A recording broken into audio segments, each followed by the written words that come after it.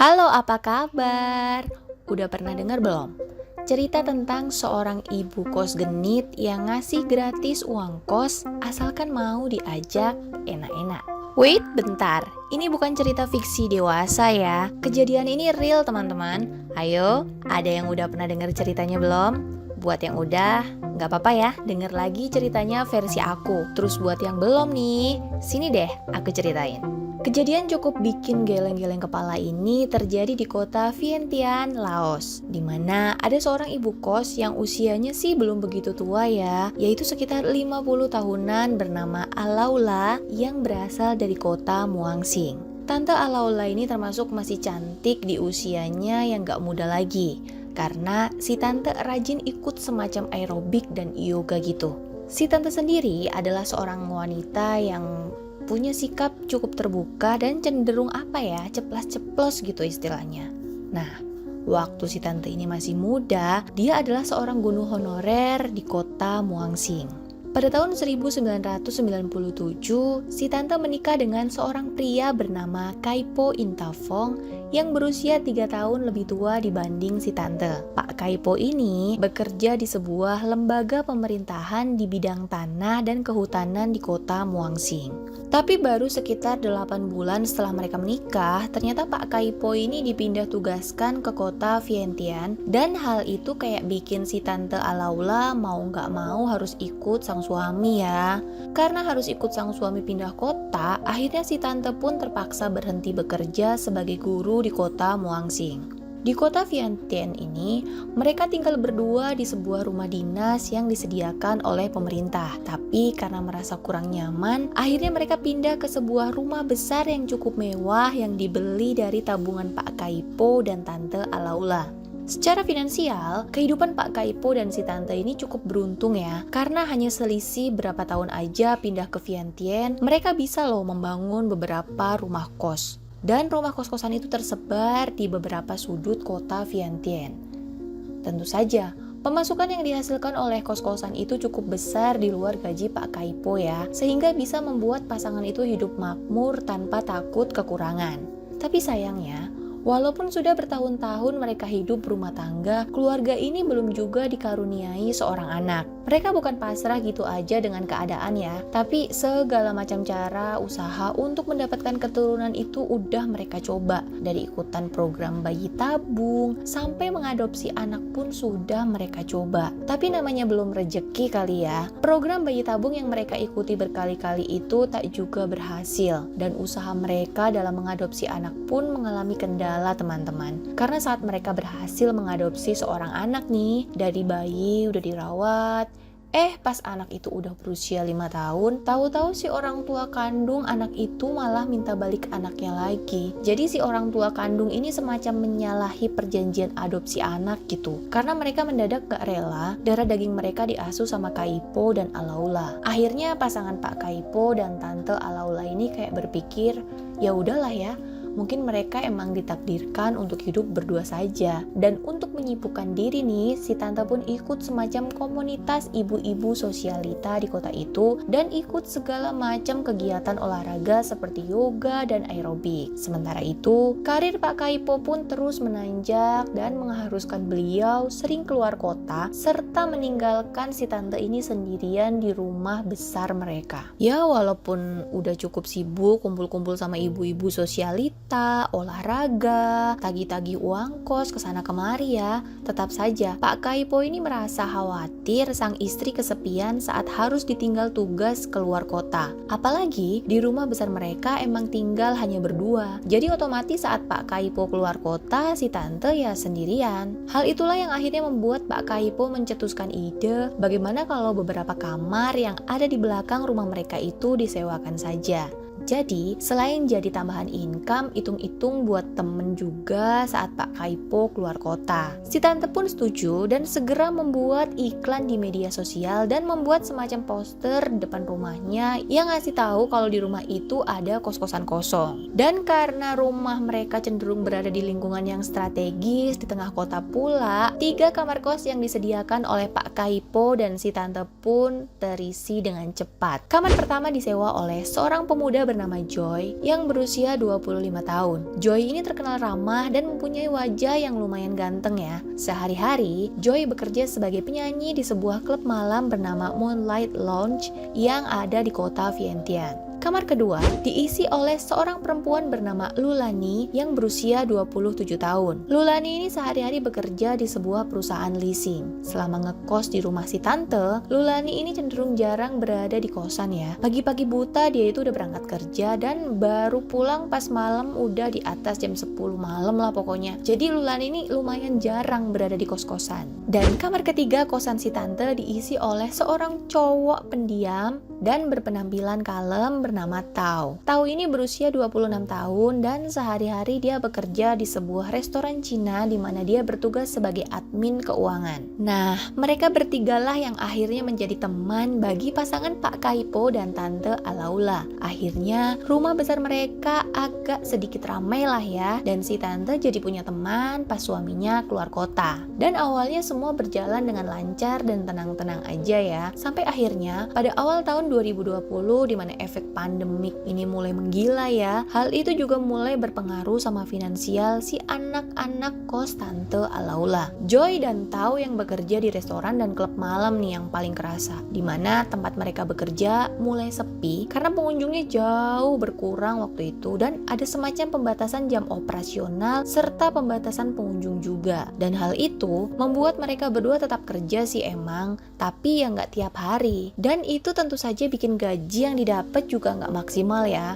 Joy dan Tao mulai agak kesulitan membiayai kehidupan sehari-hari mereka termasuk bayar kos. Kalau Lulani karena kebetulan kerja di leasing ya, dia nggak begitu kena dampaknya dan cenderung stabil-stabil aja. Makin hari ternyata efek pandemik ini semakin besar ya. Sampai akhirnya klub malam tempat Joy kerja hanya boleh buka seminggu 1 kali aja. Itu pun cuma boleh buka sampai jam 7 malam. Hal itu tentu saja membuat Joy lumayan kelimpungan ya. Hingga akhirnya dia minta dispensasi ke si tante, minta senggang waktu lah buat bayar uang kos gitu. Si tante awalnya ngomel-ngomel gak mau ngerti ya, tapi setelah dipikir lagi ya dia kasihan juga kalau mesti ngusir si Joy. Apalagi keadaan waktu itu emang lagi bener-bener sulit karena dampak pandemik itu. Ya udah, akhirnya si tante pun berbaik hati nih ke si Joy. Dan ternyata si Tao juga ikut-ikutan minta dispensasi karena restoran tempat dia kerja juga makin hari juga makin sepi.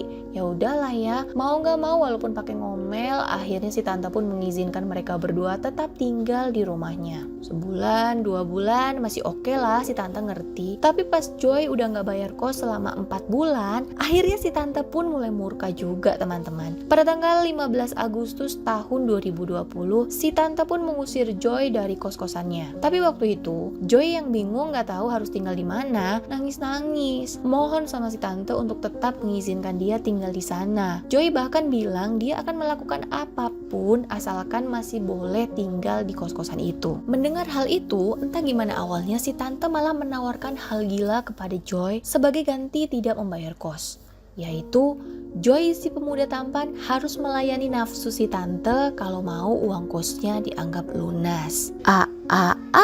Genit banget ini si tante. Joy yang saat itu juga gak punya pilihan lain, akhirnya mau gak mau menuruti permintaan genit si tante, asalkan bisa tetap tinggal di situ. Dan hal gila itu pun terjadi berulang kali di kamar kos sang pemuda saat Pak Kaipo lagi kerja. Tapi hal itu gak berlangsung lama ya teman-teman. Tepatnya pada hari Jumat 11 September 2020. Hari itu gak tahu kenapa Pak Kaipo ini pulang kerja lebih awal daripada biasanya. Dan saat sampai rumah, dia nyari-nyari kok istrinya nggak ada di mana-mana. Dicari di kamar nggak ada, di dapur nggak ada. Pokoknya Pak Kaipo bolak-balik nyariin istrinya nggak ada. Nah, akhirnya pas di teras belakang, Pak Kaipo ini ketemu sama Lulani yang kebetulan lagi duduk di situ. Pak Kaipo ini nanya, kamu lihat ibu nggak? Nah, si Lulani ini kayak tanpa beban gitu, malah nunjuk kamar si Joy. Pak Kaipo awalnya bingung ya, tapi karena penasaran, ya udah, dia gedor-gedor tuh pintu kamar Joy. Dan bener aja dong, si tante ada di dalam. Wah, pokoknya saat itu Pak Kaipo ini marah banget dan langsung menyuruh Joy dan si tante untuk mengatakan ada apa sebenarnya. Lagi pada ngapain itu di dalam? Aduh, ini si Om kura-kura dalam perahu deh. Joy pun akhirnya mengaku kalau dia sudah sekitar 1 bulan ini melayani si tante sebagai ganti dia nggak bayar kos. Mendengar keterangan itu, Pak Kaipo makin marah dong. Dia pun langsung mengusir Joy pergi dari rumah mereka, kalau nggak bakalan dilaporin ke polisi. Joy yang takut tentu saja memilih untuk pergi dari rumah itu secepatnya. Sementara itu, Pak Kaipo yang kecewa sama si tante akhirnya luluh juga dan maafin si tante karena si tante ini terus-terusan minta maaf dan janji nggak bakal gitu lagi. Beberapa minggu kemudian, Pak Kaipo ini ada tugas pergi keluar kota lagi. Dan karena khawatir nih si tante bakalan nakal lagi, Pak Kaipo akhirnya meminta ponakannya yang bernama Numa untuk menemani si tante di rumah selama Pak Kaipo ini pergi tugas. Pada hari Sabtu 26 September 2020, sekitar jam 10 malam, si tante ini secara nggak sengaja melihat Lulani dan pacarnya keluar dari dalam kamar kosnya. Dan saat itu, si tante yang nggak suka kalau Lulani ini bawa-bawa cowok ke kamarnya, itu negur Lulani. Tapi bukannya ngerasa bersalah atau gimana, si Lulani malah ngelawan si tante dan malah bilang, "Alah, tante sok suci. Tante pikir saya nggak tahu apa yang tante lakuin di kamar tahu. Joy pergi, tahu pun dilahap." Gitu kata Lulani. Mendengar hal itu, si tante tambah marah dong dan dengan kasar menarik rambut Lulani serta mengusir gadis itu dari kosnya. Tapi ternyata si Lulani ini nggak takut teman-teman. Dia pun langsung membereskan barang-barang miliknya dan pergi dari rumah si tante.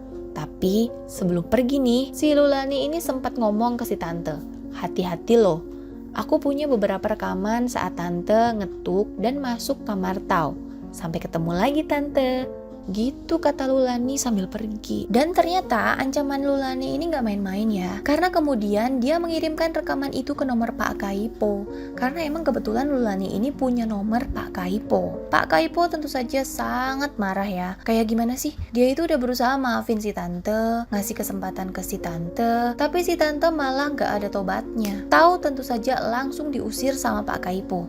Dia juga minta maaf atas perbuatannya dan bilang kalau apa yang dia lakuin itu atas paksaan si tante dan ya dia nggak punya pilihan lagi. Lagi-lagi si tante mohon ampun ke Pak Kaipo. Tapi kali ini Pak Kaipo udah bener-bener udah susah ya maafin si tante. Udah terlalu kecewa dia dan kayak udah nggak percaya lagi sama si tante. Pokoknya bawaannya udah curiga aja. Si tante arisan curiga, si tante aerobik curiga. Pokoknya udah gak tenang deh Pak Kaipo. Hingga akhirnya setelah 23 tahun menikah, Pak Kaipo pun memutuskan untuk udahlah kita pisah aja gitu. Si tante tentu saja gak mau ya.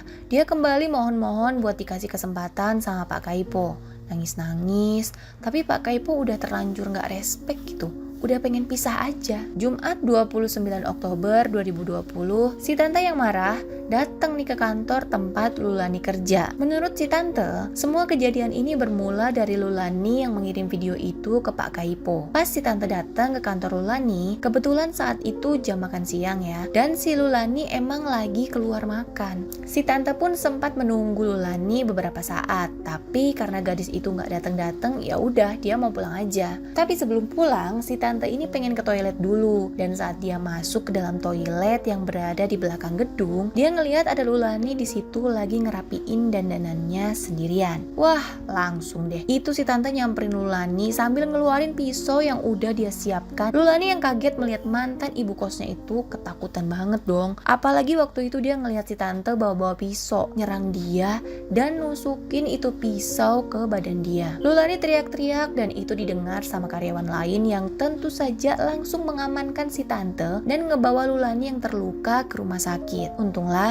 nyawa Lulani bisa diselamatkan ya, walaupun dia mengalami beberapa luka tusukan di badannya. Sementara itu, si tante segera dibawa ke kantor polisi untuk dimintai keterangan. Menurut si tante, dia memang dendam sama Lulani karena Lulani menjadi pihak yang memicu suaminya untuk menceraikan dirinya. Menurut si tante, dari awal dia emang gak pernah suka sama Lulani karena cewek itu suka pulang malam, sampai kadang-kadang lompat pagar, bikin ribut-ribut di kamar sampai pagi, mabok-mabokan, dan bawa cowok ke kamar kosnya. Di sisi lain, Lulani membantah semua keterangan mantan ibu kosnya itu dan bilang kalau itu hanya bohong untuk menjatuhkan dia aja. Lulani bilang jika si tante hanya merasa tersudut karena perbuatan gilanya diketahui sama suaminya sampai bikin dia mau diceraiin. Makanya si tante kayak semacam nyari kambing hitam gitu. Sementara itu kejadian ini tuh kayak bikin Pak Kaipo yang saat itu emang lagi proses ngehubungin pengacara buat ngurus perceraian kayak makin mantap. Dia merasa niatnya untuk menceraikan Alula ini tepat karena perbuatan Alaula ini udah sangat-sangat mencoreng nama baik dia. Walaupun sebenarnya Pak Kaipo juga sedikit heran ya, soalnya Alaula yang dia kenal itu nggak kayak gini. Alaula di mata Pak Kaipo itu lembut, baik, bukan tipe-tipe genit nakal yang nggak bisa diatur. Tapi karena kejadiannya udah separah ini juga ya, mau gimana lagi? Dia juga udah nggak yakin ya kalau Alaula bisa berubah. Pak Kaipo juga bilang ke Alaula kalau dia harus introspeksi diri dan berhenti nyalahin Lulani. Karena kalau Lulani nggak bilang ke Pak Kaipo, bukan nggak mungkin kan Alaula bakal ngelanjutin hal gila itu. Saat itu pihak pengacara si tante berusaha untuk meminta jalan damai ke Lulani. Dia juga janji akan membayar semua biaya pengobatan Lulani dan mengganti segala kerugian imateri lainnya. Tapi kayaknya Pak Kaipo sendiri melarang Lulani untuk mencabut laporannya. Menurut Pak Kaipo, Alaula harus menerima konsekuensi dari semua perbuatannya. Apalagi nama baik Pak Kaipo sendiri sudah sangat tercoreng ya dengan kejadian ini. Ya gimana enggak? Istrinya udah ketahuan selingkuh terus mau bunuh orang juga kan. Saat proses persidangan sebenarnya jaksa berusaha untuk menghadirkan Joy dan Tau juga sebagai saksi. Tapi kayaknya dua orang itu udah hilang bak ditelan bumi. Ya menurut aku pribadi sih mereka pasti malu ya. Jadi ya mending hilang aja lah. Akhirnya pada tanggal 15 Maret 2021 pengadilan menetapkan bahwa si tante ini bersalah dengan tuntutan tingkat 2 yaitu secara sengaja merencanakan untuk menghilangkan nyawa Lulani dan penyerangan dengan pisau miliknya. Si tante pun dijatuhi hukuman penjara selama 7 tahun dan si tante baru bisa bebas dengan uang jaminan setelah paling tidak menjalani hukuman selama 5 tahun dulu. Sebulan kemudian, secara resmi Kaipo pun sudah menceraikan Alula teman-teman. Ini kayak semacam udah jatuh ketimpa tangga pula nggak sih? Gimana menurut kalian teman-teman? Kejadian ini pure salah si tante yang genit ke anak kos yang ganteng atau salah Pak Kaipo juga yang terlalu sibuk keluar kota mulu sampai si tante kesepian? Boleh tulis pendapat kalian di kolom komentar ya. Terima kasih yang sudah menonton video ini dari pertama hingga akhir. Makasih banget ya. Boleh dong support channel YouTube aku dengan cara klik tombol subscribe dan nyalakan lonceng notification agar kalian tahu saat aku cerita lagi cerita mulu cerita terus untuk kasus selanjutnya. Dadah!